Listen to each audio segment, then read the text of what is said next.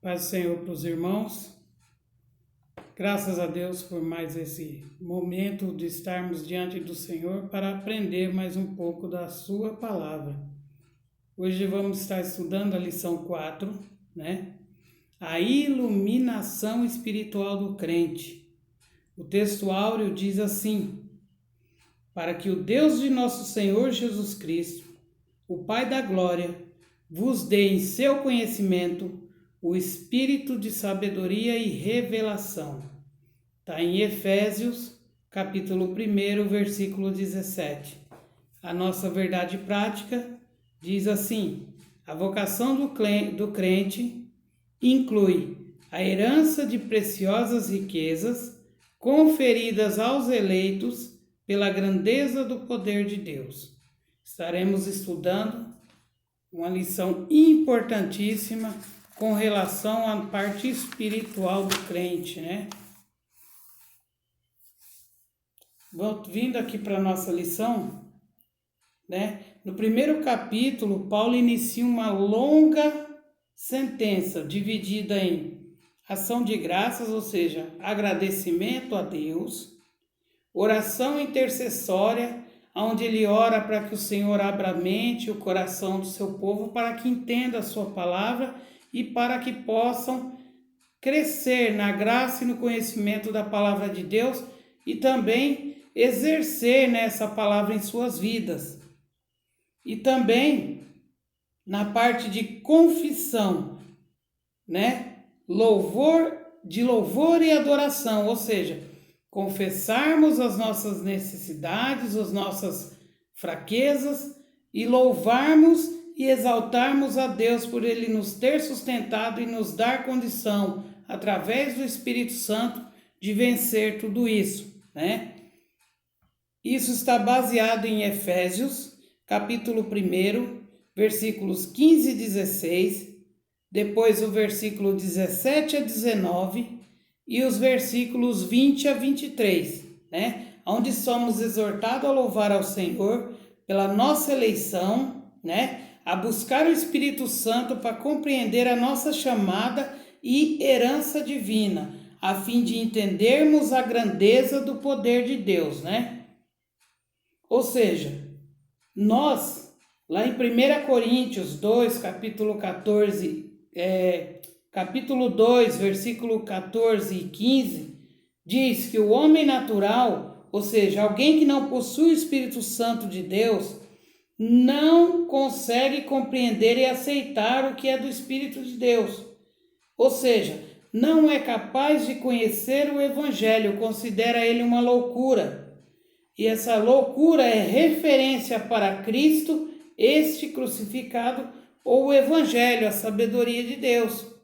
Então, para muitos é difícil entender que Cristo, ele subiu, né, ao madeiro, por vontade própria, para a remissão dos nossos pecados, né?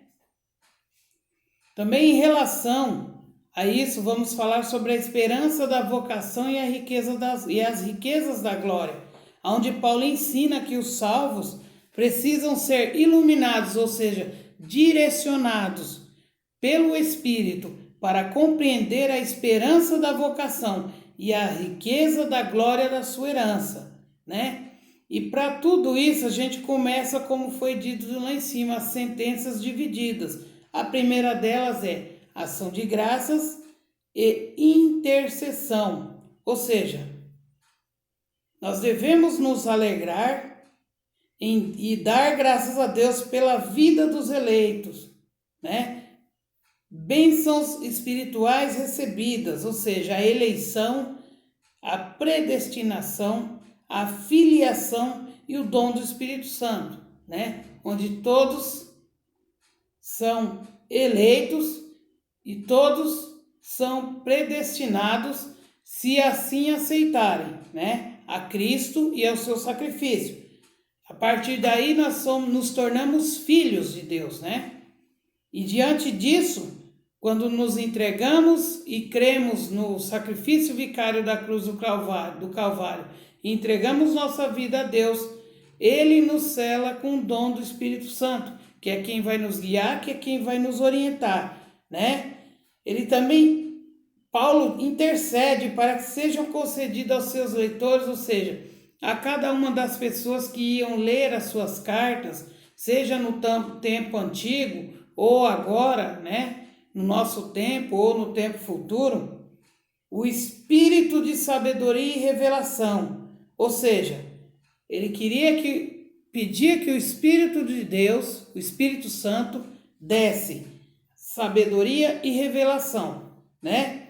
Ciente de quão maravilhoso é o Evangelho e de como é impossível alguém perceber a glória dessas boas novas se Deus não ensiná-lo, né? Então, nós recebemos através de Deus a compreensão do Evangelho, a compreensão da palavra de Deus. Em 1 Coríntios, capítulo 2, versículos 14 e 15, como a gente já falou, vai dizer disso, né? E ele rogava para que os crentes tivessem a capacidade de entender, por meio do Espírito Santo, a esperança da chamada, riquezas da herança e grandeza do poder de Deus, né? Quando se diz isso, não quer dizer que nós somos deuses ou nos tornamos deuses, né? 2 Pedro, capítulo 1 e 4 vai dizer isso. Ou dizer que participamos da natureza divina em todos os aspectos, né? Mas quer dizer que participamos da excelência moral de Deus e que um dia seremos moralmente perfeitos, né? Para participar da natureza divina somente depois de escaparmos da corrupção que pela cobiça e prazeres sensuais que há no mundo, certo? Nos corrompe, sendo Jesus Cristo o único modo de escaparmos da rebelião e sistema deste mundo. Ou seja, como está lá em João, capítulo 2, versículos 15 a 17, onde Jesus purifica o templo, né? Onde ele mostra que a casa de Deus tem que ser de santidade e pureza, né? Nós, como templo do Espírito Santo, também devemos estar purificados e estar em santidade e pureza diante de Deus. A esperança da vocação, aqui no subtópico 2 do primeiro tópico. Em petição a Deus, ele pede que o Espírito Santo ilumine os crentes para entenderem qual seja a esperança da sua vocação. Assim seriam capazes de provar e conhecer profunda e espiritualmente os privilégios de serem vocacionados. Essa esperança se divide em 3 aspectos, pelo menos. Deus chamou pessoas no passado. Em 2 Timóteo, capítulo 1 e 9, fala sobre isso. Ou seja, uma chamada por sua iniciativa. Foi Deus quem chamou por iniciativa própria, né? Essa chamada abrange serviço e santificação. Uma coisa não anda, né, sem a outra. Temos que servir ao Senhor e também estar santos na sua presença. Lá em Filipenses, capítulo 3, versículo 14, fala sobre isso. Achar-se irrepreensível, viver em comunhão e andar de modo digno, né? A terceira, participação gloriosa no futuro, que compreende a vida eterna e a esperança de conhecer Deus face a face. Em 1 Coríntios 13, capítulo 13, versículo 12, fala sobre isso. É uma linguagem figurada de um espelho, provavelmente de bronze, polido, onde só se via um reflexo imperfeito. Ou seja, naquela época os espelhos não eram de vidro, eles eram de metais, principalmente o bronze. E a imagem refletiva não era tão perfeita, né?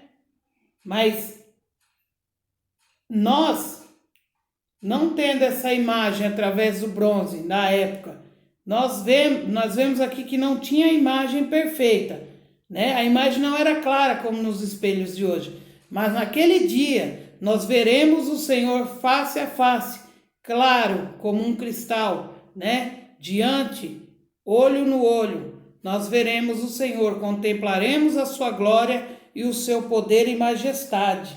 Amém?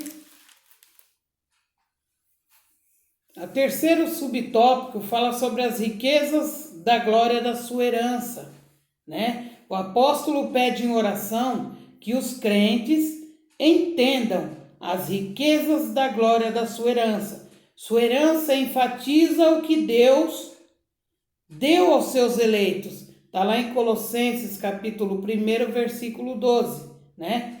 Riqueza fala das maravilhosas bênçãos que vêm com o plano da salvação. Quais são essas maravilhosas bênçãos? É o perdão dos pecados, adoção como filhos e bênçãos a ser desfrutada no futuro ou na eternidade próxima. Está lá em Colossenses, capítulo 1, 27, também em 1 Pedro, capítulo 1, versículos 4 e 5. Vermos a Deus, a Cristo e o adorarmos, né? Ou seja, nós veremos a Deus e a Cristo e vamos adorá-lo. No dia de Deus, os fiéis estarão reunidos nas bodas do Cordeiro. Os salvos tomarão posse da herança preparada desde a fundação do mundo. Ou seja, já está preparado desde quando o Senhor formou o mundo, né? Como eu disse na lição passada, nada é por acaso. Não aconteceu e Deus de repente se viu no meio de uma bagunça e falou, não, peraí, eu tenho um novo plano para arrumar isso. Porque o Senhor, Ele sabe de tudo, Ele conhece todas as coisas. Então Ele já tinha um plano para a minha e para a tua vida. Amém? O terceiro tópico vai falar sobre excelente grandeza e força do poder divino, né? Isso é o segundo tópico, sobre excelente grandeza e força do poder divino. O poder divino é imensurável. O que isso quer dizer? Que não temos como medir, não temos como dar um limite a ele, é ilimitado, né? É algo fora da compreensão humana.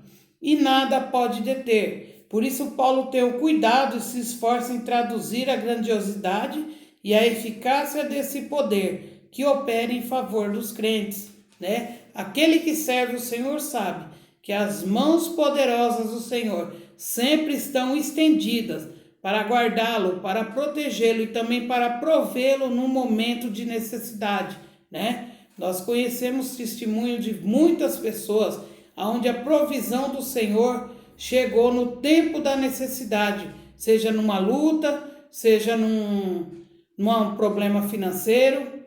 Todos nós, eu acredito que já experimentou, né, esse poder de Deus agindo em favor dos servos dele. O primeiro subtópico do tópico 2 fala sobre a excelente grandeza do seu poder. O apóstolo Paulo, ele ora para que os salvos pudessem entender a sobre-excelente grandeza do seu poder, onde sobre-excelente é traduzido na forma adjetiva, onde significa extraordinário, para as pessoas conhecerem o extraordinário, aquilo que Deus pode fazer, que você vai parar para pensar e não vai conseguir entender, mas vai saber que Deus operou naquilo, né? A expressão grandeza, que objetiva enaltecer a magnitude do poder de Deus, né? Que a tudo se sobrepõe, ou seja, o poder de Deus é maior do que tudo. E nós, para enaltecer essa magnitude, nós usamos a expressão grandeza, que quer dizer que é algo grande, ilimitado, poderoso, né? E isso está lá em Mateus, no capítulo 26, versículo 64. E o termo poder, que indica feitos milagrosos que usam força fora de medida, né? Ou seja, o poder de cura, poder de libertação. Quantas pessoas não se rendem ao Senhor e são libertas do vício da bebida, da droga, da prostituição, né? E de outros vícios mais. Para o ser humano, isso é impossível. Agora, quando é Deus que entra no negócio, como diz aqui na nossa lição, ele entra com um poder fora de medida, com uma força extraordinária e te limpa e te renova para o poder, para a honra e glória do seu nome, né? Em Atos 8:13 vai falar sobre isso.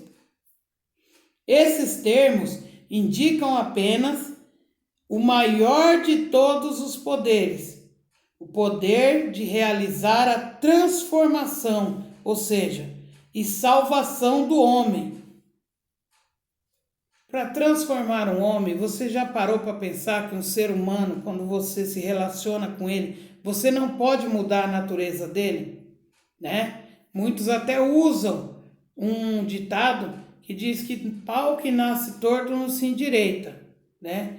Mas mediante a palavra de Deus, se Deus agir na vida dele e ele abrir o seu coração e se entregar a Cristo, se endireita, né? Porque Deus muda, dá nova vida, dá um renovo, né? Em 2 Pedro, capítulo 1, versículo 4, fala sobre isso. Só um poder assim pode operar e concretizar as bênçãos incluídas na esperança da vocação e riquezas da herança. Ou seja, poder nenhum na terra consegue fazer o que Deus faz por nossas vidas, né? Nós louvamos a Deus por isso. Por quê? Porque em 1 Coríntios, capítulo 15, versículos 56 e 57, né, nós vamos ver que quase tudo que fazemos nessa vida é vaidade. Em Eclesiastes, capítulo 1, versículos 2 e 3, fala sobre isso. Mas o trabalho no Senhor tem valor eterno, né? Que nós não deixemos, né, a vaidade tomar conta das nossas vidas e possamos realmente trabalhar para o Senhor com afinco, com amor, com dedicação, esperando pela sua glória futura, onde estaremos louvando e engrandecendo o seu nome, né? Nós louvamos a Deus por tudo que ele tem feito por nós. O segundo subtópico do segundo tópico fala da força do poder divino, ou seja, segundo a operação da força do seu poder, como está escrito lá em Efésios capítulo 1, versículo 19. O apóstolo Paulo faz uso de 3 concordes entre si, ou seja, 3 atividades que concordam entre si, né? Que é a operação, que significa a eficácia, a ideia do poder de Deus em atividade. Em Colossenses, capítulo 1, versículo 29, fala sobre isso, né? Também a força, traz ideia de intensidade. Quando se fala de força, a gente já pensa logo em algo fenomenal, né? Algo fora do comum, né? Algo que é feito com afinco. E o poder inerente, natural de Deus, né? Inerente quer dizer que é natural, que é próprio de Deus. Em João capítulo 1, versículo 12, fala sobre isso, e também 2 Pedro, capítulo 2, versículo 11. Associados esses conceitos, revelam o poder de Deus, inerente à sua natureza divina, operando em favor dos que creem. Para aprofundar essa descrição, Paulo mostra 3 exemplos irrefutáveis desse poder e sua dimensão. Então aqui, Paulo começa a mostrar, né, 3 exemplos irrefutáveis, quer dizer, 3 exemplos que ninguém pode negar. A ressurreição de Cristo, algo, né, extraordinário, essa é a palavra, né? Ou seja, ninguém ressuscitou antes de Cristo. Ele foi o primeiro que venceu a morte e ressuscitou. Ascensão à direita de Deus nos céus. Ele venceu e voltou à direita de Deus Pai nos céus. E a sua elevação acima de todo domínio, aonde Jesus brada, né? É-me dado todo o poder nos céus e na terra. Ou seja, todo o domínio estava debaixo das suas mãos. Ele detinha todo o poder. E nós glorificamos a Deus por isso, porque através desse sacrifício, através desse domínio, desse poder, é que Ele tem regido a sua igreja, é que Ele tem conservado a sua igreja nesse mundo tão rebelde, nesse mundo tão maléfico, né? O tópico 3 fala de Cristo, nosso exemplo de exaltação. Nós veremos 3 aspectos da exaltação de Cristo, atestando a grandiosidade do poder de Deus e que também é disposto ao crente, ou seja, também é ofertado ao crente, aquele que crê e segue, né, a palavra do Senhor, que obedece, né?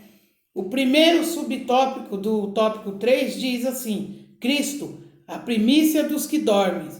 Paulo enfatiza que o poder de Deus se manifestou em Cristo. O Novo Testamento descreve a ressurreição de Cristo como obra do poder de Deus Pai. Em Atos 2, capítulo 2, versículo 24, também o capítulo 3, versículo 26 e o capítulo 17, versículo 31, onde Cristo ressurgiu dentre os mortos, sendo feito primícia dos que dormem, em 1 Coríntios, capítulo 15, 20 a 22, né? A ressurreição de Jesus é a garantia de sermos ressuscitados. Em 1 Tessalonicenses 4 e 14 fala sobre isso. Fala que a ressurreição de Jesus revelou como será a ressurreição daqueles que dormem em Jesus. Assim, podemos, né, entender a nossa ressurreição natural ou física parcialmente ao lermos Lucas, no capítulo 24, do versículo 36 ao 43, onde Jesus se revela a 2 discípulos a caminho de Emaús, né? E eles veem que o poder de Deus havia se manifestado entre eles e que Jesus realmente havia ressuscitado, né? E ele se apresenta a eles, conversa com eles, seus corações começam a arder.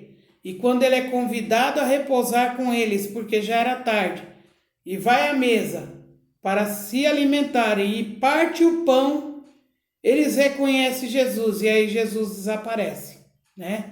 Ele já vai para outro lugar para se apresentar para outros discípulos, provavelmente. Eu entendo assim, né? Através do poder que ressuscitou Cristo, temos certeza que está disponível também aos crentes que vencerão a morte e se erguerão gloriosamente de seus sepulcros para reinar eternamente com Cristo. Em João capítulo 5, versículo 28 e 29 fala sobre isso, e também Filipenses capítulo 3, versículos 20 e 21, né? Sobre a exaltação daqueles que morreram em Cristo, né? Que vão estar do lado de Cristo para reinar. Segundo tópico, subtópico do tópico 3, Cristo elevado à direita de Deus. Cristo reforça o poder de Deus quando da elevação de Jesus ao trono, à sua direita nos céus. Ascensão em referência à promessa messiânica. Lá em Salmos 110 fala sobre essa promessa. Também em Atos, capítulo 1, versículo 6, né? Ou seja, exaltado para uma posição de honra e autoridade, que indicam o triunfo de Cristo sobre o pecado e as forças do mal. Filipenses, capítulo 2, versículo 9 a 11, trata disso. Também Colossenses, capítulo 2, versículo 15, né? E o triunfo também garantido aos salvos, ou seja, aquele que está em Cristo, ele também vai triunfar, né? Dessa mesma forma, é garantido por Cristo. Está lá em 1 Coríntios, capítulo 15, versículos 56 e 57, como já falamos anteriormente, né? Isso endossa a nossa participação, ou seja, nos fazer assentar, né? Nos fazer assentar nos lugares celestiais. Logo, tanto a ressurreição como a ascensão de Cristo são obras do poder do Pai, né? Cristo exaltado sobremaneira. Isso quer dizer que Cristo, ele é exaltado a partir do momento que ele faz a vontade de Deus. E Paulo ensina que o poder de Deus foi que exaltou a Cristo, acima de todo principado, poder e potestade, domínio e nome que se nomeia. Ele foi exaltado acima de toda a eminência do bem e do mal, ou seja, acima de qualquer autoridade que se ache grande. Jesus é acima delas, né? De qualquer título que se possa conferir neste tempo ou no futuro. Esse triunfo traz duplo benefício à igreja, né? Que Deus fez Cristo cabeça da igreja e Deus designou a igreja para ser expressão plena de Cristo. Ou seja, significa que nenhum poder prevalecerá contra a igreja do Senhor, como está escrito lá em Mateus capítulo 16 e 18, né? Onde Jesus identifica Pedro como a pedra sobre a qual a sua igreja seria estabelecida, né? Onde Pedro e os demais apóstolos, né, saem proclamando o Messias e lançam o fundamento da igreja, também baseado em Efésios capítulo 2, versículo 19 e 20, em Apocalipse capítulo 21 e 14, né? Edificarei demonstra que Jesus é o responsável pelo crescimento e expansão da igreja. A palavra igreja era usada para descrever assembleias sagradas israelitas. Usando dessa palavra, Jesus sugere que os seus seguidores constituem o novo Israel, verdadeiro povo de Deus, que se submete ao seu domínio real, né? Ou seja, nós somos submissos ao poder real de Cristo, nós reconhecemos esse poder, né? Sabemos que a morte ela continua sendo uma inimiga, mas já não é para ser temida. O viver é Cristo e o morrer é lucro, embora devamos ficar aqui enquanto Deus considerar que isso seja necessário, né? Nos baseamos em Filipenses capítulo 1, versículo 21, também os versículos 23 e 24. Para concluirmos, devemos adoração contínua ao Deus eterno. Compreendermos as dádivas da salvação demonstra o grande valor do amor de Deus por nós, né? Ou seja, seus poderosos atos fazem a transformação e a glorificação dos que creem. Por isso nós glorificamos, né? E exaltamos o nome do Senhor, porque o seu poder, através do seu poder, somos transformados e dia a dia glorificados para naquele grande dia estarmos junto com Cristo. Nós glorificamos a Deus. Aleluia sejam dadas ao Todo-Poderoso Deus e glórias sejam dadas ao nome do Senhor. Deus em Cristo Jesus vos abençoe e que possamos estar debaixo da graça do Senhor, santificando cada dia mais e firmes na nossa esperança que não é em vão, mas é uma esperança garantida por Cristo, através do seu sacrifício. Amém? Nós agradecemos em nome de Jesus. Fiquem com Deus.